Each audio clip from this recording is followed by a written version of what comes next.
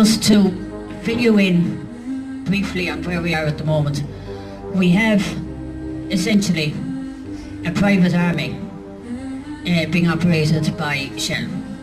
That's IRMS Security, one of whose owners is James Farrell, who's a former Free State Army Ranger. Those people are not nice people. We talked about it last year, we complained about it. One local man made a complaint to the cops about it, and absolutely nothing happened. Now, everybody in this room would have heard enough detrimental comment on the running of private armies within these borders for quite some years past.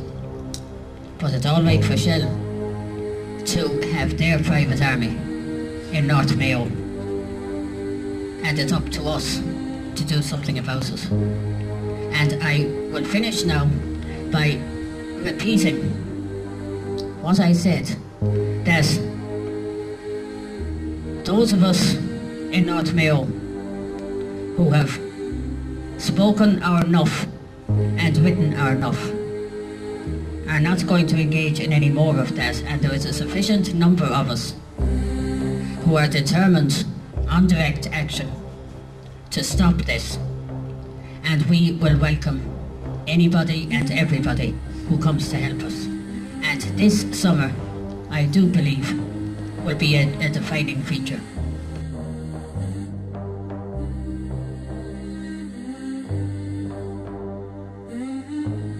I would like to also take this opportunity to very much thank Éirígí for welcoming me here today to speak, and I'm delighted to see that within this room today that genuine republicanism is alive and well and rejuvenated through Éirígí.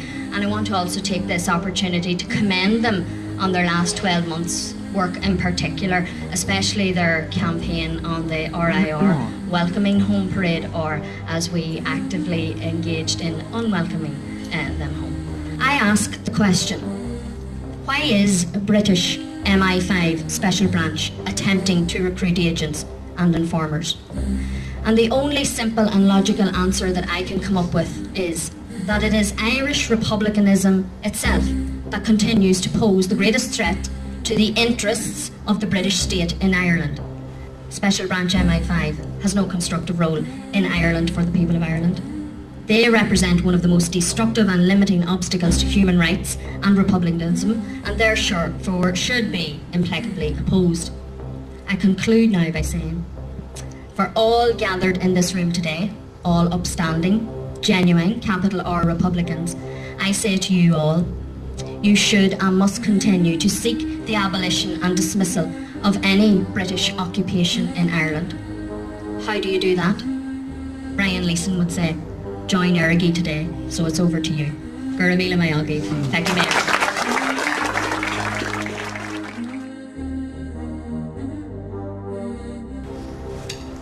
As many of you are aware, Éirígí today adopted a policy paper outlining our view of the role that elections and elected institutions can play in Ireland's revolutionary struggle. In that paper, we are clearly stating our intention to move, when the conditions are right, into the electoral arena, to challenge the establishment parties on their own ground and to represent the interests of the working people. This decision marks another stage in Éirígí's development as a revolutionary organisation. We took this decision confident that we can learn the lessons of the past and avoid the errors made by others who have entered the elected institutions of our enemies. We believe the people of this country deserve better than Fianna Fáil, than Fine Gael, than Labour, than the SDLP and Sinn Féin. None of these parties offer a lasting solution to the problems faced by the 500,000 people who are now looking for employment, or for the tens of thousands of people waiting on the social housing lists, or for the tens of thousands of young families burdened with 30 years of debt to the banks that we have recently bailed out, or to all those children who go to bed hungry at night. We all deserve better than an economy based upon a repeated cycle of shop till you drop, followed by tighten your belts, followed by shop till you drop. We all deserve better. We need an economy that is structured and organised for the benefit of all and not just a privileged elite. We need an economy based upon sensible, long-term, sustainable planning, and not the law of the jungle. We need an economy where the wealth and the wealth-producing resources are owned and controlled by the people in the interest of the people, and not by a business class. We need an economy that works in harmony with our environment, and not against it. In short, we need an economy based upon the principles of socialism and not capitalism. To achieve this end, we need a political party that is willing to challenge the status quo on all fronts and in all forums, including their elected institutions. If at some point in the future Éirígí enters such elected institutions, we know we cannot change them. All we seek to do is to expose them for the sham that they are. We know that revolutionary change can only come from events on the street and in the workplace, and not from elected institutions of the capitalist state. For this reason, we will ensure that Éirígí will continue and escalate its campaign activities and work within the community and the workplace to build meaningful alternatives to the structures provided by the state. And in so much as Ireland needs a new party to represent the interests of the working class, it also needs a party to oppose the ongoing occupation of the 6 counties. In adopting its election policy today, Éirígí has confirmed that no Éirígí member will ever participate in the occupation parliaments based in Westminster or Stormont. To participate in either of these institutions could only serve to prolong British rule in Ireland. The sooner that all of those who purport to serve the interests of Ireland recognise this fact, the better. Resistance to British rule in Ireland has to be built from the bottom up, street by street, village by village, town by town, and city by city.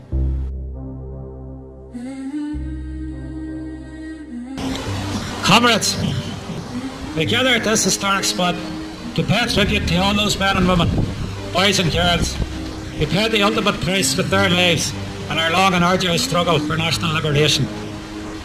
In particular today, we honour and give homage to a man who, as well as being a husband and a father, was self-educated. He was a political activist and a trade union organiser. He was an organiser amongst the poor, the exploited and the dispossessed.